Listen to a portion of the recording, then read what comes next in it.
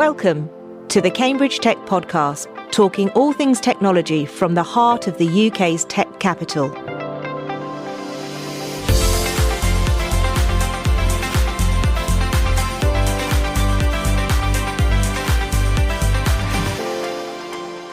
Here are your hosts, Faye Holland and James Parton. I'm Faye. And I'm James. So, Faye, how's your week been? It's been all right. So the kids are back at school, aren't they? And it seems that all the parents are now back. So a quieter period of time is now officially all over. And this week has gone, I don't know what it's been like for you, but it's been absolutely crazy. You're sounding a lot better because you were really pretty rough at the start of the week. I was. I don't know. Just one of those summer bugs or something. But yes, thank you. I'm much brighter today. So yeah, I think it's just adrenaline, pure adrenaline and busyness that keeps you going as well. So I had a few new client meetings this week. I caught up with Jamie Quested actually from Business Weekly, and that was really interesting, just talking about what's going on in the local, national and international markets. And we were doing some planning around the Business Weekly Awards as well, which is next week. We talked about the podcast and he had a suggestion, and I haven't told you this yet because I thought I'd do it live on air and then we get your reaction. Okay, yeah, go on then. So he said, why do we only do one a week? Why don't we do more? Oh my God. Okay. Yeah. Yeah, exactly. I was like, Jamie, no. But I think it's just on the point that there's so much going on all the time, and we were just rattling off names of people that we can get on the podcast and that we should be talking about. And I'm like, Jamie, there's no end of people that can come on the podcast. That's not an issue. Oh dear. Yeah, doing more of them was not on our list of ideas for season 3, was it? Yeah. Let's do more specials. I don't know. Let's see. Maybe someone's got some great ideas as to how we can manage to do that whilst holding down at least one full-time job as well.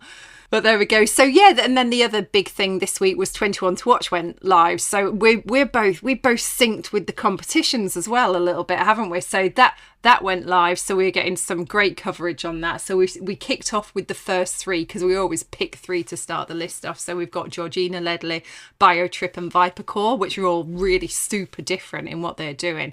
And it was really nice because in the media, we got some great quotes from Riverlane and Hoot and Bio talking about why the awards are important, and not just that it gives that extra validity, credibility, but it gives them that spotlight and profile really early on in the journey. And it's for team morale as well. It's great to be, early on listed. So they were great. So hopefully a few of you have seen that. But yes, the next round of 21 to Watch is now off again. And we'll be talking about that next week at Cambridge Tech Week, which I'm sure we'll come on to in a minute.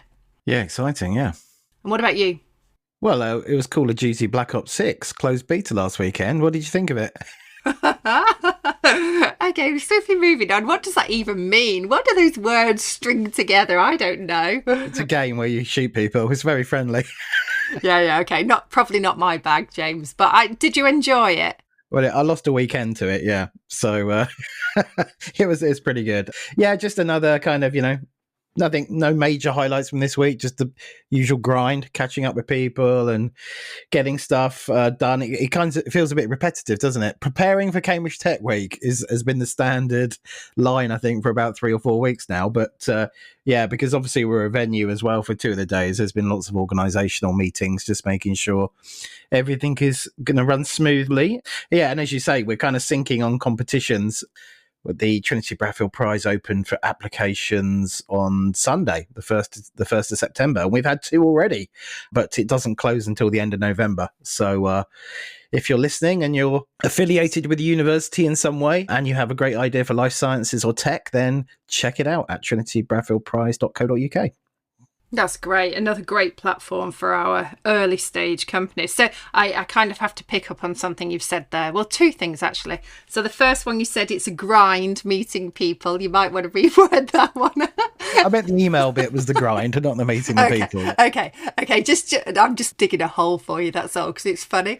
And then the second thing is actually, do you know what? It's really, the point on Cambridge Tech Week is really interesting because, the CW team and the organising committee have obviously done an an incredible amount of work to get everything ready. But what I would be really interested in is how much time of the rest of us put into it. You know, if I think about how much time you've spent and I've spent, and then you add that, multiply it by everyone else who's been involved, that's a huge, huge, huge undertaking, isn't it? So fingers crossed, it's all going to go to plan. And I know we're both pretty busy with what we're doing. So it might be worthwhile just doing a quick rundown of some of the things that are happening this week. So how's the week starting for you? Yeah, I mean, like you say, we're going to be out and about every day of the week, I think. So it would be great to bump into people that listen to the podcast and have a chat. So my whereabouts, Monday, starts off at the Bradfield Centre. So I'm emceeing the morning session of the opening day, which is a welcome to Cambridge for people that are new to the Cambridge cluster. So that's like perfect for anyone coming into Cambridge, either internationally or nationally, and wants to know how everything operates. Tuesday, I think we'll both be at the Corn Exchange for Innovation Alley, which is exciting. I know you put tons of work into that. So the Bradfield has a booth, a stand where we're showcasing 4 of our member companies, which are Cambridge Vision Technology, Ignota Labs, NeuroXR, and V-Buddies. Yeah, and I'm MC for the afternoon of Innovation Alley. So I'm kind of a little bit not sure how that's going to work. So we've got over 50 startups and exhibitors on the floor of the Corn Exchange. And then obviously we've got X hundred people who are going to be crossing the door between 12 and 4:30, 5 o'clock. And so in the midst of all of that, we're also doing activities. We're doing like soapbox sessions on the stage. So my job is to galvanise the people that are in the Corn Exchange to listen to what's going on in these quick soapbox sessions. So we're going to see how that one goes. But the one that I'm excited about is the People's Choice. So this is at 2:30. Please do check your schedules. But at 2:30 we're going to have 5 companies, so very much in the same style as 21 to Watch. We've got 5 companies who are going to stand on the great big Corn Exchange stage and give their pitch. So we've got Hooten Bio, Antler Bio, Virilitas, Cambridge Electric Cement and Super Sharp, which obviously we know some of those from the podcast and our different roles as well. But the best thing is it's the People's Choice. So anyone who is attending during the week has a Brella app to get involved in, and it's everyone who's attending that votes for who wins. So if you're there, get your Brella app open. Let's make sure that we give them a lot of support, because it's pretty brutal doing what we've asked them to do. So we've got that going on, and then at 4 o'clock it's the award presentation. So we've got about 20 minutes to go through who's won the People's Choice Award, who's crowned winner of Innovation Alley. So last year it was Infosens, who we've also spoken to on the podcast, and they've been a 21 to Watch winner, etc. And so someone is going to pick up the mantle from Infosens from last year, so they'll be announced. And then when that's all done, not because I'll be exhausted enough, I'm heading over to the Deep Tech dinner that's hosted by Cambridge Management Consulting in the evening. So that's my Tuesday. So we're on to Wednesday now. Wednesday, of all of the days in the week, I think it is my loosey-goosey day. So I'm not kind of sure exactly what I'm going to do, but I think I'm going to go to the AI Deep Tech dive. So that's my kind of current plan. But I'll see where my mood takes me. Yeah, I mean, this is like, if we did a recount the next weekend, what we actually do might be completely different, mightn't it? But I'm going to be heading over to the Mishcon de Reyes showcase event on the Wednesday, and then off to another dinner. I basically don't need to cook next week, so I'm off to another dinner, which is the Business Weekly Awards dinner. So a real big event for the annual calendar. So I'm off over to that in the evening. And then Thursday, we've got our live recording with Ray Anderson of Bango and Mark Gomez Rodriguez. So some would say the highlight of the week. It is. I mean, I think it's going to be great. We're kicking off that day, the entire scale up day. So I think it's going to be really great. And we've got a huge title for it about tech titans and how they scale up. So I think it's going to be really interesting. Yeah. And then Friday, to wrap up the week, it's back at the Bradfield Centre for the Tech Futures Day. So obviously I'll be there for that one. And at that point, probably flagging by the end of the week. Yeah. I mean, I'm not sure we're going to do a news and an update next week. We might just run straight with the episode. Yeah, yeah, we've got to find some time. Yeah. How do we record next week? That's a good point, actually. Yeah. We'll have to think about if we can do that or not. Yeah. Let's that can be a Carl problem. He's producer. We'll just leave that to Carl, and our listeners. You'll find out what happens next Sunday. I mean, I think it'll be a great week. Hopefully, like you say, we'll meet loads of people, existing contacts and new contacts, and I'm hoping it'll be a great showcase for Cambridge. So let's move on then to this week's episode, where we talk to Ciaron Dunne, who's Executive Chair of Genie Ventures. It's a different type of tech business. We tend to focus on a lot of deep tech and B2B tech businesses, but what Ciaron has created is a great example of a tech business that thrives here in Cambridge, but it kind of services quite a different market. But let's hear from Ciaron and get started.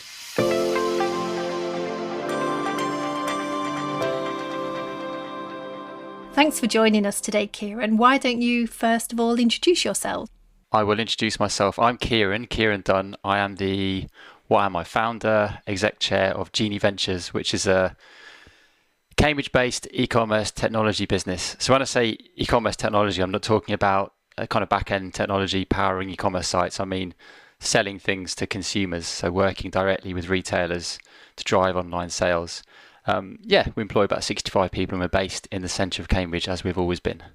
Thanks so much then, Ciaron, for making the time to come onto the show today. But why don't we go right back to the beginning and understand the journey that brought you to Cambridge? Because I understand you grew up in the West Midlands, is that right? I did. I grew up in the West Midlands, just south of Birmingham, Warwickshire, in the countryside. And how did you end up in Cambridge? Was that going to the university?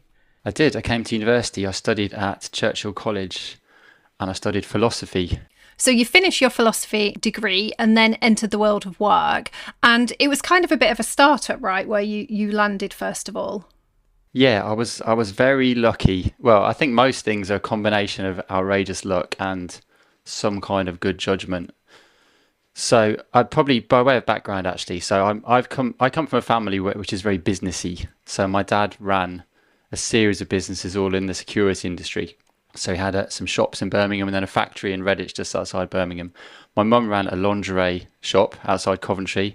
My older brother ran a security business as well. So I was brought up in this household where these things were just talked about openly, so money, whatever, suppliers, customers, debts, firing people, hiring people, all this stuff was just the sort of thing that my parents would talk about.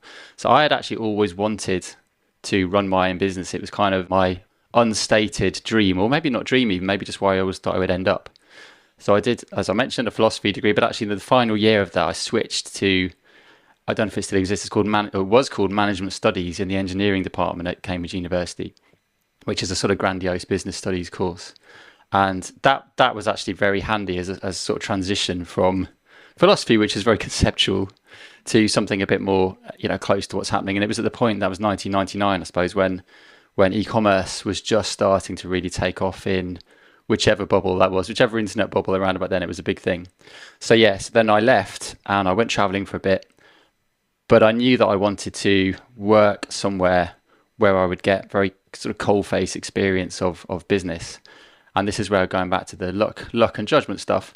So one thing I did was I never wanted to go into the graduate training schemes that a lot of people come out of Cambridge University and go into. I don't know why, but that didn't appeal to me. And I think if I was a grown up now talking to myself at that age, I'd probably be telling myself that I should think again about that kind of choice. But I wasn't at all fussed about earning money at that point, which I can't quite explain now. Just wanted to go somewhere where I'd have a chance to make an impact and do something interesting. So I lucked out. I got a job with a guy called David Sharp, who was running a business called Asset Information, which is now called International Workplace. And it was a small but very ambitious business. We were creating an online service for employers for providing health and safety and employment law information. So it was in internet terms, very early example of a service provided over the internet where we were charging for the content. But I was allowed to do everything. So I was doing the processing invoices, doing credit control, doing VAT returns, stuffing envelopes till 11 o'clock at night. We ran conferences. We're a publishing company, really. So I did an awful lot of editing and writing, which I was quite good at. And, meetings with the bank manager. David was very generous, made me a director of the business quite early on as well. So I got all that exposure. It was like serving an apprenticeship. So on the one hand, I have to give myself a pat on the back that I was open to doing that kind of work, rather than maybe something more in line with the Cambridge dream. But on the other hand, I completely fell on my feet. Is that the cliche? couldn't have worked in a better place. So it was a fantastic start to life. And I think that probably is the right route for you. It's interesting you say, if you look back, would you question making that same decision again? I would say you probably would, because it is the entrepreneurial route. You got the inspiration from your family, and then it just kind of made sense to do it. And there's a lot to be said for learning right at the start of your career that you do have to do the VAT returns and stuff the envelopes, and you have to do all of those things. But it's interesting because then you kind of built a little bit more on that and went and set up a business with another university friend of yours, and then also another one. So you ended up starting 2 businesses. Is that correct? With 2 friends? Yeah, I always think we need to find a better business foundation story, because ours is all a bit meandering. So I left workplace law, as it was called at that time, after 5 years, to start a business called Outplay Media in Cambridge, which was originally supposed to be a website content management company. So the idea was we were going to charge businesses a certain fee a month to manage the content on their websites. It was that time, 2004, where a lot of businesses paid a lot of money for websites that didn't work, and they were shambles and they couldn't maintain them. So we came along and we could do this stuff. We could generate the copy, generate newsletters and so on.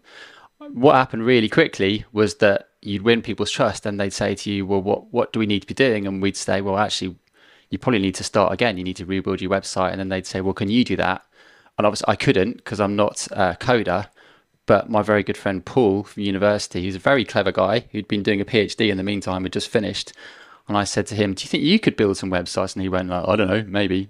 So, he got stuck in, and he's a genius. He's extremely good. He can build things. He can build anything, really. But that's how it started, just with web servers and websites. And then we moved on to building various web applications. So we sort of grew as an agency in Cambridge. We were doing a lot of SEO, a lot of paid search, but again, building booking systems for people, building all kinds of web technology. At the same time, in parallel, a guy called Philip Wilkinson, who was a friend of mine, really, had started a business called Broadband Genie, a broadband comparison website, which is still going to this day. I got involved in that on a kind of day-a-week type of basis. So we started working on that together. So you had this sort of contrast between the agency model that we were doing, or that I was doing, say 4 days a week, and then the publisher type model, Broadband Genie, that I was doing for lesser time. And then those 2 businesses really slowly merged, and they got closer and closer together until 2008. We decided to, in effect, end the agency side of the business and just focus fully on the publisher side of the business, as we would call it. And that was when we started Genie Ventures, like as proper. So with me as the CEO, Paul as the tech director, and Phil. Phil is a powerhouse of a startup entrepreneur type of person. So he's not been involved in the day-to-day running the business since then. He's gone off and done his own things and started a series of businesses and done very well. But Phil's still involved to this day as a non-exec director. So can I just go back then and dig a little bit deeper in terms of what you just said, that you started off by working 1 day a week at Genie. What was the trigger there? Was that just helping a friend out? Because I guess today a lot of people would maybe recognize that as like Google 20% time, where you work on a side project, or you're doing something other than your core job. What led to that opportunity, and how did you reconcile, or how did you balance your time between the parallel jobs you were working on at the same time? I think, James, it's very hard to remember on what basis I made decisions in my mid-20s. Lord knows what I was thinking half the time. I think it was a combination. It was interesting, and I had time in my life to do interesting things. There were skills that we were developing on the agency side of the business that were obviously applicable to that, or the SEO and PPC we were doing, which were very much new things at the time. So we were we still are, but I think in a different way then, at the cutting edge of those kind of approaches. And also, I think I'm just inherently commercial. I think I just saw that it was a good business, and if we could grow it, it would do well. It was in a good place. It was serving consumers, working with broadband companies. You have money, there's plenty of demand for it. So you're in a kind of sweet spot where there's demand, where there's a way of commercializing it, and where there's product development to be done, that you can build something better than other people can build it. So it just worked. I think got my interest early on. So again, it goes back to that luck and judgment thing, doesn't it? I was lucky that I had these opportunities, that I knew people that were doing these things. But also when I look back, sometimes with some amazement, I'm still surprised at myself that I just went, yeah, right, that seems interesting. Let's spend some time on that. These things come along, but you have to be open to the opportunities as well, don't you? Yeah, I think it's just interesting to hear how that came to be, you know, for listeners that might be listening and thinking about side projects and spinning ideas off or helping people alongside their day job. It's kind of interesting.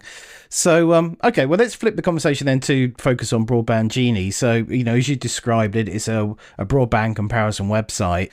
You talked about how Paul is a builder and helps build the back end side of things. On the customer acquisition side, I'd be really interested to understand your kind of go-to-market plan for that, because my perception, and obviously it's limited in terms of my experience, but I would have thought there's a huge marketing burden that comes with building those kinds of comparison sites, because it's all about traffic, right? You live and die by the audience that you build, and there's some really strong competitors in that marketplace. So talk us through the kind of the go-to-market plan and the kind of marketing engine that you had to build to make that a successful business. Yeah, of course. Well, we wouldn't have called it a go-to-market plan. I don't think we'd have thought in those terms. We were in lots of ways, a very traditional business. We just tried to make money on day one and then tried to make more money on day two. So the methods we were using to generate traffic were predominantly originally SEO and content marketing. So SEO, if you're doing the work, there's no huge amount of cost to it. And by SEO, I mean churning out large amounts of content, spending large amounts of time on keyword research and doing lots of PR. So you're driving lots of traffic to the well-optimized website that Google is seeing, and is rewarding you. And you're right, over time, that got more and more competitive. So, you know, you have to invest in building a team to get more and more done. Similarly, paid search is predominantly a cash flow challenge, because you have to pay Google quicker than you get paid. So if you're growing in any way, you tend to run out of cash fairly quickly, even if you're doing it well. So again, it's a case of building it up slowly. But it wasn't really till we were bigger that we would have tried anything that involved serious upfront investment. It was more around, in our industry, we call it last click. So you're there at the final step before someone buys. And with something like broadband, that's a lot of the market, because most people in broadband don't spend a lot of time thinking about who they want to have as their next broadband provider. You know, we just suddenly one day realize that we're going to change our broadband provider because we're out of contract and we're fed up, or we suddenly realize that we're paying £90 a month and whoever we were talking to in the pub last night is paying £20 a month, and we make that call. And then we have a bit of impetus and we go and search on Google. Then again, in our industry, it's a horrible expression of people shopping with their wallet on the table. So, you know, you want to buy, you're not actually going to go through a massive research phase. You just want to go somewhere where the decision is made very, very simple for you. And that's where broadband comparison websites, and all comparison websites really, that's where we come in. We've done the work on behalf of the consumer, and we're providing that place that's the right place for someone to be. You know, we build trust, and we can obviously show that through the things we do on the website. And so if you're a user, you come, you don't want to go and learn a whole load of technical gumph around broadband. You just want to know that this is where I live. I live in this part of Birmingham or Cambridge or whatever. What can I get? Is that good enough for me to just view photos or stream movies or whatever it is? And if it is, and it's cheaper than what I've got, and I've heard of the brand, then I might buy it. It's not a hugely complicated decision. You just need the information. So yeah, that kind of go-to-market plan originally wasn't really a go-to-market plan. It was more of a traditional build up, make a name for ourselves. And I think also, I'm sure this goes for a lot of industries, but the more volume you build up, then the stronger your commercial proposition to your customers is as well. So you become more important in the industry, and that then allows you to invest more in your marketing. So you develop a virtuous cycle. And you talked about kind of parallel running both businesses, but then went all in on Broadband Genie. So was there a particular like inflection point that you were looking for that would trigger that switch? Was it like a revenue number or customer number, or how did you? Yeah, you can probably guess the answer to that. It was when it started making more money. It's as simple as that. I think we knew it had potential, and when it got to a certain size, I think we just knew it was the right thing to spend more of our time on. I like as well, Ciaron, when we were talking before the actual recording, that you went with Broadband Genie because it was making the most revenue, but you didn't just stop there. You kind of looked at it and went, okay, where else can I leverage this e-commerce model? So you tried some other things which I think are completely random, right? From coffee to office space to online bingo. using the same kind of mechanism that you'd already built up. So was that just you're going to try it and see what happens and try and then be happy just to dump them if they don't work? How did that happen? I think it's important to remember how excited we were at the time of what we were doing. So again, I'm not sure these subject matters are so exciting now because people are getting into them, they're mature industries, but we were very much like SEO was in its early-ish days. Paid search was in its earliest days. A lot of what we were building in terms of websites and comparison was in its earliest days. And we were doing quite well.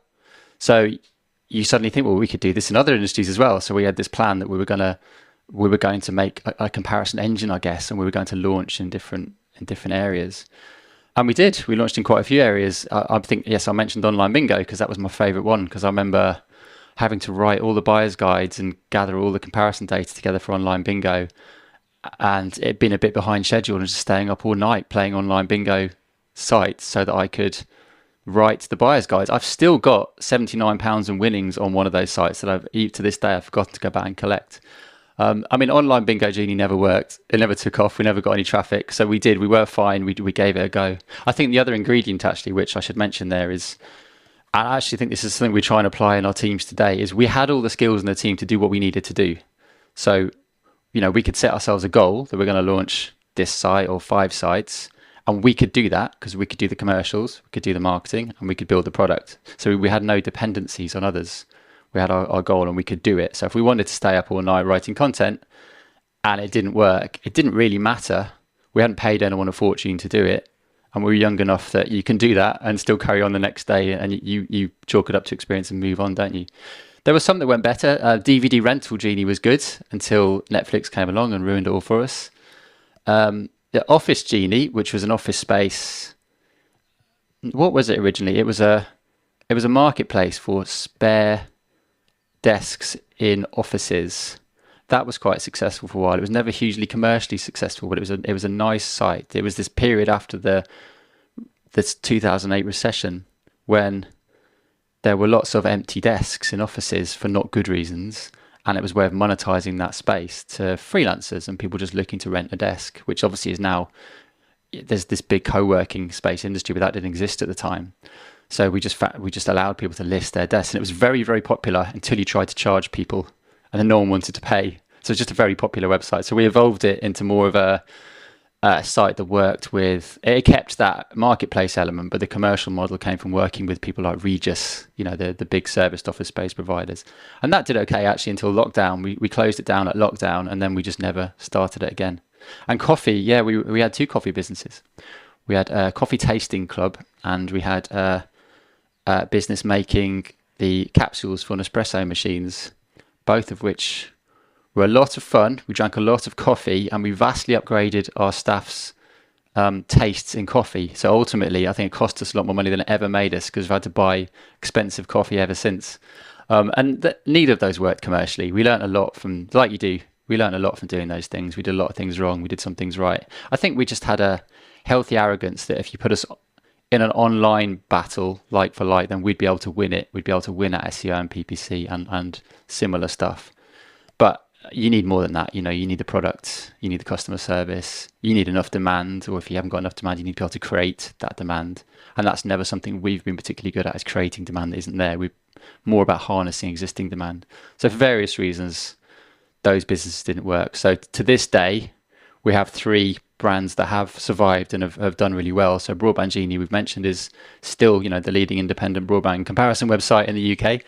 We have an agency called Genie Goals, which is a digital marketing agency which is specifically working with retailers. And we have an advertising engine type business which powers product listing ads on Google called Genie Shopping. And that works with hundreds of retailers, 600-700 retailers, placing ads on Google Shopping for them. So we've sort of ended up with those 3 key business areas now. But yeah, we have been through a lot of other businesses on the way, and I need to dig up my online bingo records someday and figure out where my money is. I mean, I just love that kind of track record of constant experimentation. And I just wanted to ask one question before we kind of talk about Genie Ventures, which is the umbrella brand that brings all of this together. But just so I understand, and just for the clarity for listeners, when you decided to, pick a new industry or a new vertical to, go into, were you using the core team and the core skills of the existing team because you'd, almost distilled it down to the kind of raw DNA and you felt like you had a replicable model? Or did you kind of hire new people to go into those experiments? I'm just trying to understand like what your cost base was like, what kind of level of risk you were taking as you kind of made those different, punts in different industries. I think at the core of it was, a core set of skills that we thought were replicable. So like I alluded to before, if we put us in a straight fight with another business, we'd be able to win it or at least do well. And a lot of the sites we tried were like that. There's online bingo is very, very different to poker, very different to credit cards, very different to loans, but they're not, at some fundamental level, they're not. It's the same methodology in natural or paid search or other forms of digital marketing. When you get into things like coffee, it's a bit different. We needed a different team, and obviously there's all sorts of things like fulfillment there, and that's where Phil actually was very strong at those businesses that are a bit more like startups that need a bit more out of the box thinking, to use a cliche, as opposed to just focusing on that core skill. So no, we tended to stick to what we knew, and we brought people in, we trained people up to do what we knew how to do, and build the company around that core set of skills. Because again, it is different now, but at the time there weren't many people who knew how to do what we were doing, and you couldn't really hire people. And that sounds arrogant, and it probably was a bit arrogant, but we always thought we were better bringing people in and training them up and sort of keeping our SEO knowledge and PPC knowledge within the business and growing that way. Okay. So as I say, you brought this all together, all these different brands and different verticals under the Genie Ventures brand, and you've been building that ever since as both the CEO and now as chairperson, if I understand that correctly. So how many people are in the company right now then? And you've remained in Cambridge, which is another interesting decision. So tell us about why you've stayed in Cambridge and how you've grown and what size the company is right now. We've stayed in Cambridge because we're in Cambridge, because both me and Paul are in Cambridge. We both have kids, so I think we're here for the foreseeable future. Obviously, the big challenge to that came at lockdown, when we, like everyone else, were shocked into forming a distributed team. And since then, we have remained a distributed team. So we're in Cambridge in as much as I'm in Cambridge, and we are now a much smaller office in Cambridge. And the vast majority of our company is now outside of Cambridge. So most people are around the country. I think most of the recruitment we've done in the last few years has been in places like Birmingham and Manchester and Newcastle. We've just actually started this year to focus a bit more again on recruiting locally. But that would be for the more trainee type positions, I think, where we feel like it's important to get people in the office to deliver the early training. But I think the majority of our employees now are based outside Cambridge, and quite a few people were in Cambridge and have moved away. So if a business of, let's say 65 people, would probably have on average 5 people in the office every day, I would say. And James just talked then about your own role. So you were obviously starting these businesses, running the businesses, and now you've got other people in running each of those 3 different pillars, haven't you? Making you executive director. So talk to us a little bit about that. What was it like hiring the CEOs for the position or onboarding them with those particular areas? And then when did you realise it was time for you to hand over the mantle, really? That's a very good question. When was it time to hand over? When did we realise it was time? So if we think of these 3 areas, Broadband Genie, Genie Goals, the agency business, Genie Shopping, the Google Shopping business. Genie Goals has had its own CEO for probably 3 or 4 years now. So originally a guy called Luca, and now a lady called Emily as CEO. So that was the agency area is sort of more different in some ways. It was more obviously needed its own CEO in order to lead it. So we've run it like that for a little while. And then the other 2 sides of the business, Broadband Genie and Genie Shopping, I think it just got to the point personally where I realised that was what was needed to take the business forward. So I've always really, really enjoyed that CEO type role. I like the mixture. I like commercial conversations. I really like training and developing people. I like working with marketing teams. I love working with developers. So I like that kind of mix, and I love making decisions. So I love everything about that role. But I think after doing it for so long, and now employing people who are really, really good at what they do, I think I realised I wasn't anymore the right person to be supporting those individuals and making some of those decisions. And that's not to downplay my strengths. I think I'm still very good at leading the business. But in terms of that real support and being the decision maker, I think it just became obvious that that's what both businesses needed to take them to the next stage. And as for the recruitment side of it, it was fantastic, because what really amazed me was when we put the job out there, we'd set aside some budget, and we were going to work with agencies, and we were going to, cast on it far and wide. We put one LinkedIn post up, and we had an unbelievable response to it from within our industry, which would be called the performance marketing industry or the affiliate marketing industry. Really experienced people that we already knew and respected from much bigger companies, from customers, from suppliers.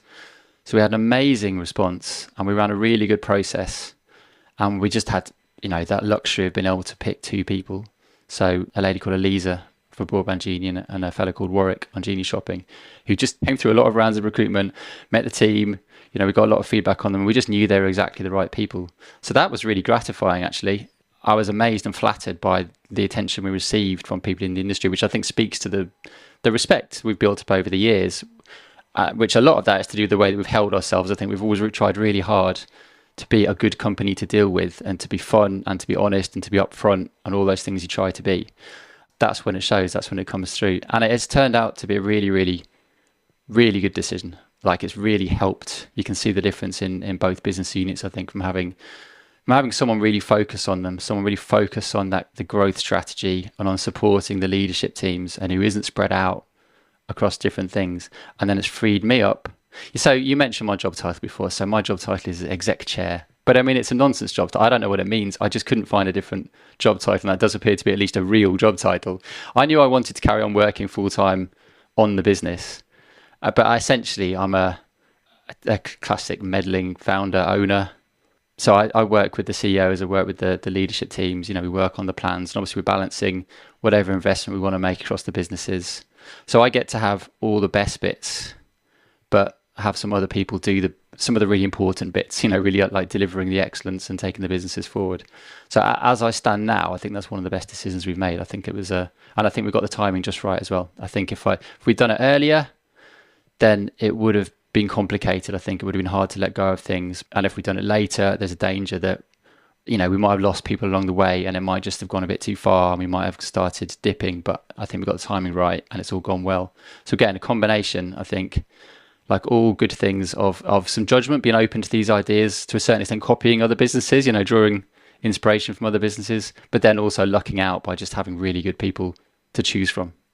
So it's all gone well.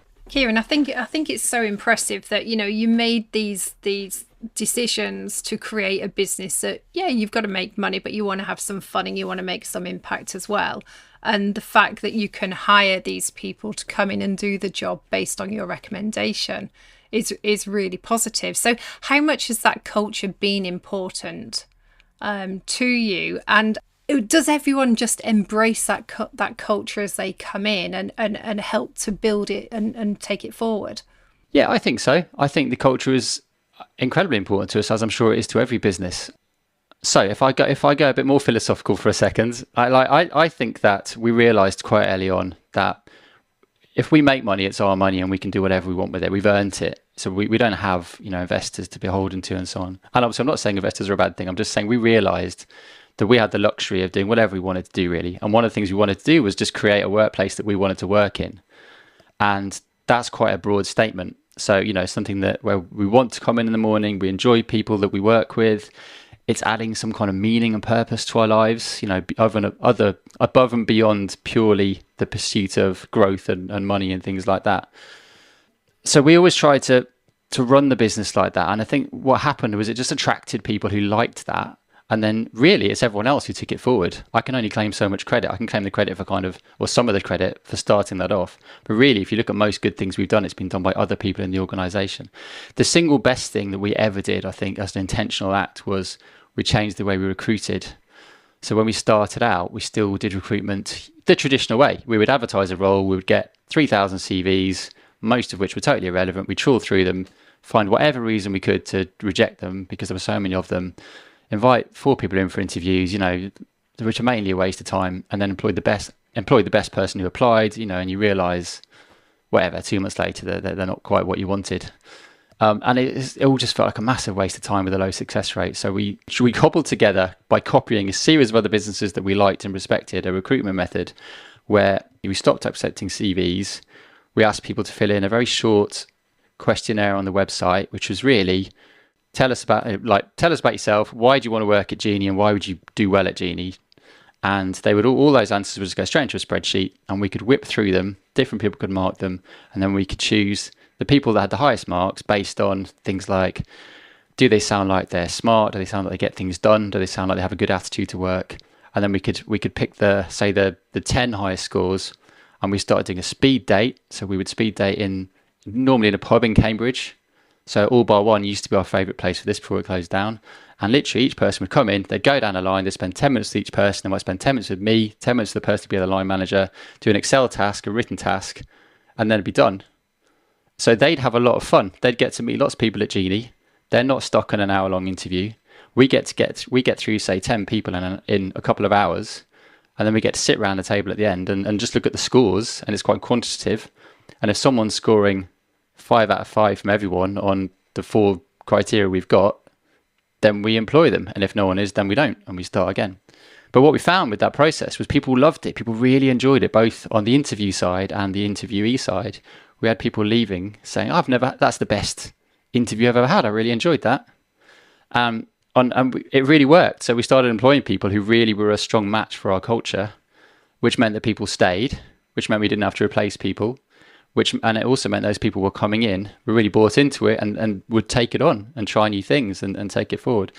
And every new member of staff who starts, I say these things to them. I say how important it is that when you're at Genie, you think you're in the right place.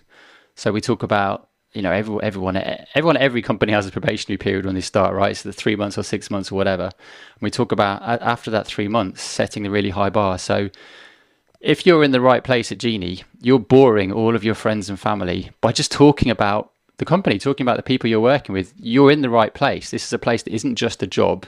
This is actually adding to your life. It's giving you a spark. It's giving you meaning in your life. It's helping you in some way. That doesn't mean you have to stay at Genie forever. It just means that while you're here, it's something you're proud of and you talk about a lot. And likewise, that's the bar for their colleagues. Their colleagues should be saying, I'm so pleased this person joined the team. They've made such a difference. I can't imagine before they were here. So that's kind of what we want. That's what we ask for. We want people to feel like they are in the right place. For this moment of their life, they're in the right place. They're going to learn. They're going to have responsibility. They're going to do well. So we've placed a lot of importance on it. We've won awards over the years, which we're proud of. Although I'm always a bit in two minds to know what to think about awards, because some of them, it's like, do you really need a sticker or whatever to say that you're a good company? I think probably the one we're actually proudest of, well, personally, the one that I'm proudest of was when we won the Cambridge Employer of the Year, because I think that's because there were no particular criteria to it. Because I'm always slightly suspicious of awards where they set out what the criteria is for being a great employer, and I always look at it and think, well, you're deciding what a great employer is, then we may not agree with all of that. Whereas I think the Cambridge Business Awards, you just took them through why you thought, what you had done and what your goals were, and they just decided, if they were on board or not. And obviously, it's the city we're in, so that was a big one to win. But we have some really seriously good accreditations as well, like the Great Place to Work one at the moment, and we have the Great Place to Work for Women accreditation on that as well. So we won the Working Mums Award for flexible working once, which was another one we're very proud of, I think, because that's the sort of thing we've worked very hard on, is to be a place where, again, people want to come to work.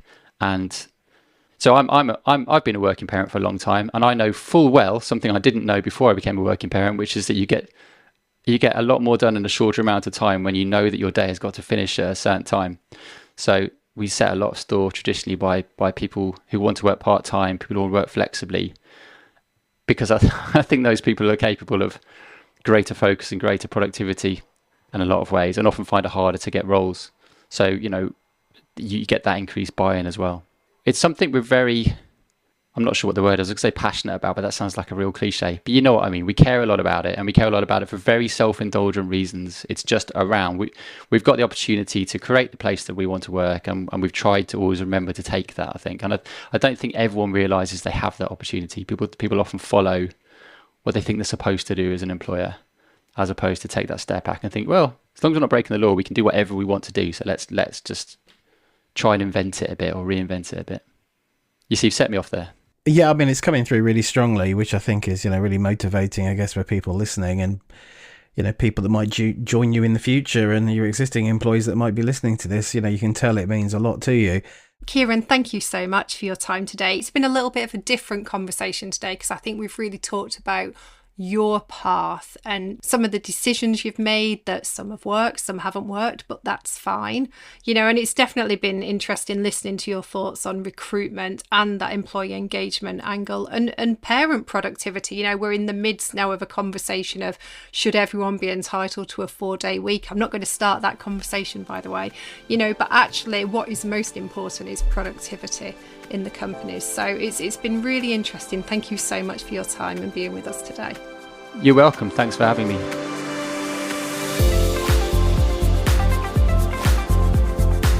Today's show was produced by Carl Homer of Cambridge TV and supported by our media partner, Business Weekly.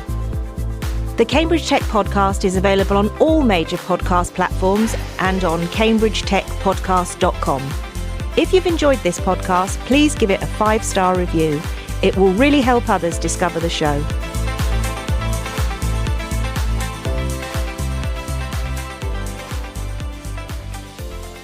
If you are a startup looking to grow in Cambridge, the Bradfield Centre offers a range of flexible membership packages which put you in control of your office and home working mix. There's a vibrant, collaborative atmosphere, on-site cafe, plenty of green outside space, and regular member social events. For more information, visit bradfieldcentre.com or call 01223 919 600.